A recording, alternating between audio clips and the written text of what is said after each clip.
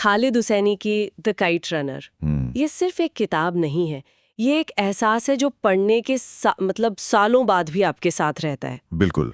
आज हम इसके हिंदी अनुवाद के पन्नों में गहराई से उतरेंगे। ये कहानी दोस्ती की है, धोखे की है और प्रायश्चित की थी। पर ये सिर्फ एक इंसान की कहानी नहीं है। सही कहा, ये एक देश की कहानी भी है जो टूटकर बिखर गया। इसकी शुरुआत ही एक ऐसी लाइन से होती है जो आपको जकड़ लेती है। वो 1975 की सर्दियों के उदासी से भरे दिन थे। उन्हीं दिनों ने मुझे वो बनाया जो आज मैं हूँ। हाँ, ये लाइन सिर्फ एक याद नहीं है, ये गुनाह की स्वीकारोक्ति है जो कहानी के आखिर तक आमिर का पीछा करती है। तो चलिए इसी गुनाह की जड़ों को टटोलते हैं। बिल्कुल। और देखिए, ये समझना जरूरी है कि ये सिर्फ आमिर की निजी कहानी नहीं है। उसकी जो यादें हैं, उसका गुनाह, उसकी वापसी, ये सब अफगानिस्तान के बदलते चेहरे के साथ साथ चलती है।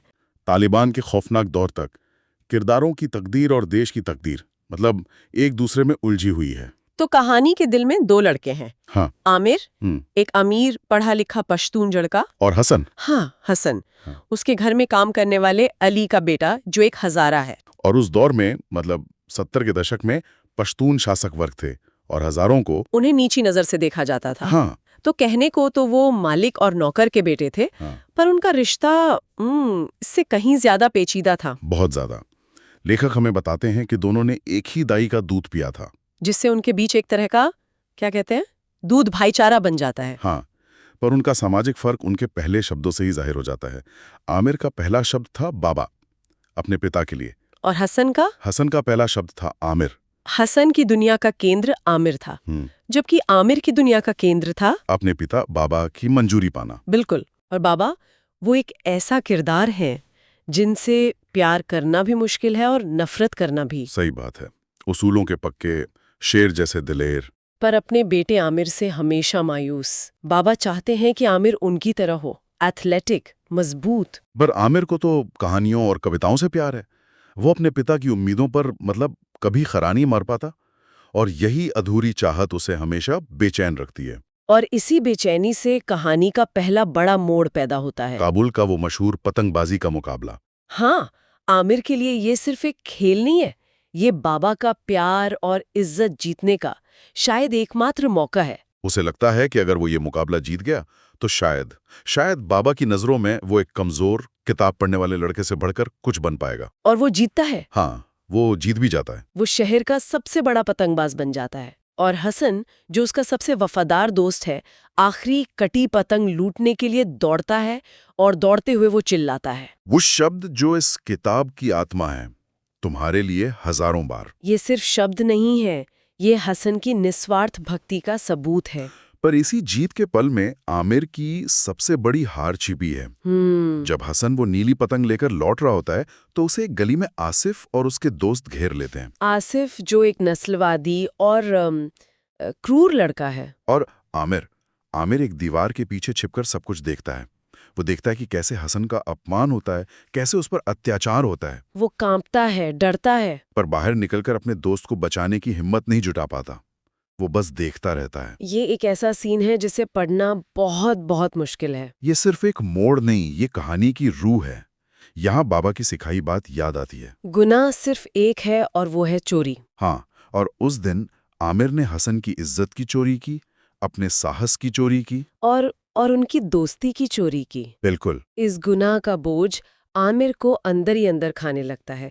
हसन का चेहरा उसे हर पल अपने किए की याद दिलाता है। और वो इस अपराध बोध से इतना बचना चाहता है कि वो एक और बड़ा गुनाह कर बैठता है। वो हसन को अपने घर से, अपनी जिंदगी से निकालने के लिए एक पूरी साजिश रचता है। हाँ, अपने जन्मदिन पर मिले तोहफों में से वो अपनी नई घड़ी और कुछ पैसे हसन के गद्दे के नीचे छिपा देता है। और फिर बाबा से शिकायत करता है कि हसन ने चोरी की है। वो सोचता है कि बाबा हसन को डांटेंगे, उसे निकाल देंगे और सब खत्म हो जाएगा। लेकिन यहाँ जो होता है वो आमिर के धोखे को और भी भयानक बना देता है।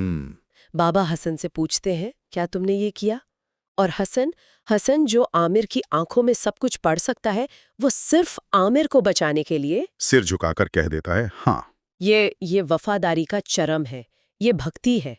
और यही चीज आमिर के धोखे को और भी गहरा जख्म बना देती है। और हैरान करने वाली बात है कि बाबा हसन को माफ कर देते हैं, लेकिन हसन का पिता अली उस घर में और नहीं रुकता। वो और हसन उस बारिश के दिन घर छोड़कर हमेशा के लिए चले जाते हैं और आमिर खिड़की से उन्हें जाते हुए देखता है, राहत और अपराध बोध के एक अजीब से मिश्रण के साथ। उस दिन के कुछ ही साल बाद सिर्फ आमिर की जिंदगी ही नहीं बल्कि पूरे अफगानिस्तान के हालात बदल जाते हैं। हाँ, 1979 में सोवियत संघ हमला कर देता है।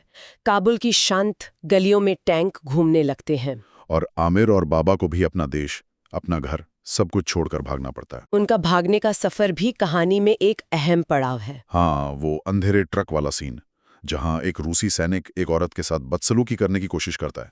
सब डर से चुप हैं सिवाय बाबा के। बाबा अपनी जान की परवाह किए बिना उस सैनिक के सामने खड़े हो जाते हैं। ये सीन सीधे तौर पर उस गली वाले सीन से टकराता है जहां आमिर डरकर छिप गया था। वहीं बाबा उसूलों के लिए मरने को तैयार थे। बिल्कुल। अमेरिका में उनकी जिंदगी मतलब पूरी तरह घूम जाती है। काबुल के सबसे इज्जतदार और अमीर इंसानों में से एक बाबा अब कैलिफोर्निया के एक गैस स्टेशन पर काम करते हैं। और आमिर को एक नई शुरुआत का मौका मिलता है। वो पढ़ाई पूरी करता है, लेखक बनने के अपने सपने को पूरा करता है और उसकी मुलाकात होती है सुरैया से। सुरैया का किरदार भी बहुत अहम है। वो आमिर के लिए एक आईने की तरह है। कैसे? शादी से पहले सुरैया आमिर को अपने अतीत का एक गहरा राज बताती है। वो पूरी ईमानदारी से अपना सच सामने रख देती है। लेकिन आमिर अपने सीने में दफन हसन के राज पर चुप्पी साधे रहता है। हाँ, वो सच बोलने की हिम्मत नहीं कर पाता। कई साल गुजर जाते हैं। बाबा की कैंसर से मौत हो चुकी है, आमिर की शादी हो चुकी है, वो एक सफल लेखक है। ऐसा लगता है कि अतीत पीछे छूट गया है। लेकिन अतीत कभी पीछा नहीं छोड़ता। एक दिन पाकिस्तान से रहीम खान का फोन आता है, बाबा के सबसे पुराने दोस्त। और वो फोन पर सिर्फ एक लाइन कहते हैं जो आमिर की बसी बसाई दुनिया को हिला देती है। एक रास्ता है जिससे सब कुछ फिर से ठीक हो जाएगा। A way to be good again। ये फोन कॉल प्रायश्चित का बुलावा है। आमिर पाकिस्तान जाता है जहां मरते हुए रहीम खान उस पर 2 सच के बम फोड़ते हैं। पहला कि हसन और उसकी पत्नी को तालिबान ने मार डाला है क्योंकि वो हजारा थे और उन्होंने आमिर के पुराने घर को छोड़ने से मना कर दिया था। और उनका एक बेटा है सोहराब, जो अब काबुल के एक यतीम खाने में है। मेरे तो रोंगटे खड़े हो गए थे जब मैंने ये पढ़ा। लेकिन दूसरा राज, वो तो इससे भी बड़ा था। हाँ, रहीम खान बताते हैं कि हसन कोई नौकर का बेटा नहीं था। वो आमिर का सौतेला भाई था।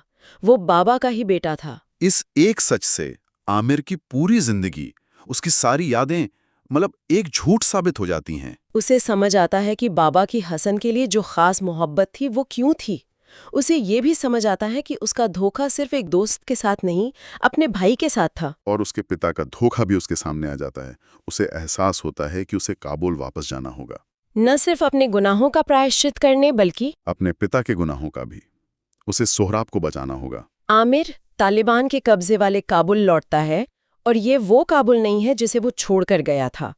शहर एक खंडहर बन चुका है। डर और खौफ का माहौल है। और वो अनार का पेड़, हाँ, जिसके नीचे वो और हसन अपना नाम गोदते थे, अब सूख चुका है। ये सिर्फ एक पेड़ नहीं है, ये उनकी टूटी हुई दोस्ती का, खोए हुए बचपन का प्रतीक है। सोहराब को खोजते खोजते वो एक बड़े तालिबानी अफसर तक पहुंचता है और वो अफसर कोई और नहीं बल्कि उसका बचपन का दुश्मन आसिफ निकलता है। इतिहास खुद को दोहरा रहा था। सोहराब उसी बेबसी की हालत में था जिसमें कभी हसन था। लेकिन इस बार आमिर भागा नहीं। वो आसिफ से लड़ता है, जानते हुए भी कि वो जीत नहीं सकता।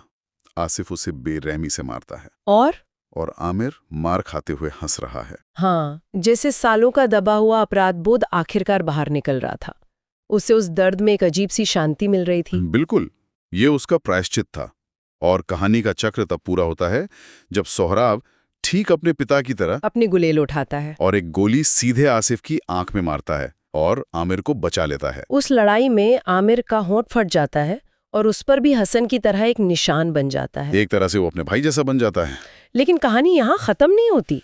सोहराब को अमेरिका ले जाना और उसे उसके सदमे से बाहर निकालना एक और लंबी और मुश्किल लड़ाई है। हाँ, सोहराब इतना सहम चुका है कि वो बोलना बंद कर देता है। वो एक जिंदा लाश की तरह हो जाता है। कहानी का अंत बहुत ही मार्मिक है, पर ये कोई फिल्मी हैप्पी एंडिंग नहीं है। नहीं, बिल्कुल नहीं। अमेरिका के एक पार्क में कई महीनों की खामोशी के बाद आमिर सोहराब के लिए पतंग उड़ाता है और पतंगबाजी को देखकर सोहराब की आंखों में हल्की सी चमक आती है। जब एक पतंग कटती है, आमिर अपने भतीजे के लिए उस पतंग को लूटने के लिए दौड़ता है। दौड़ते हुए वो वही शब्द दोहराता है जो हसन ने सालों पहले उसके लिए कहे थे, तुम्हारे लिए हजारों बार। ये अंत दिखाता है कि प्रायश्चित का मतलब अतीत को मिटाना नहीं है। जख्म भरते हैं पर निशान रह जाते हैं। सोहराब का दर्द असली है, लेकिन आमिर को आखिरकार वो मौका मिल गया जो रहीम खान ने उससे दिया था, एक अच्छा इंसान बनने का। बिल्कुल। और ये कहानी हमारे लिए एक बहुत बड़ा सवाल छोड़ जाती है। बाबा और आमिर दोनों ने उन लोगों को धोखा दिया जो उनके सबसे वफादार थे, और दोनों ने अपने गुनाहों को सालों तक छुपाए रखा। तो सवाल ये है कि क्या एक पीढ़ी का प्रायश्चित, चाहे वो कितना भी सच्चा क्यों ना हो, क्या वो पिछली पीढ़ी के गुनाहों का बोझ सच में उतार सकता है? इसी सवाल पर सोचने के लिए हम आपको इस कहानी के साथ छोड़ते हैं।